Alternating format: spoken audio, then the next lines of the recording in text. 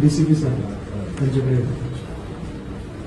हा ते गौतमी पाटीलला काय उचलायचं की नाही?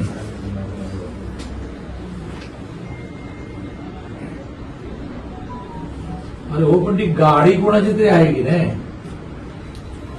हा हो, पण मग आता हा जो रिक्षावाला सिरियस आहे. खूप चला तुम्ही म्हणाल की गौतमी पाटील नव्हती गाडीमध्ये, कोणीतरी ड्राईव्ह करत होतं का भूत ड्राईव्ह करत होतं? तो जो कोण ड्राईव्ह करत होतो त्याला पकडायला लागेल ना. पकडला, केस दाखल केली. बरं, मग तो कुठे आहे आता?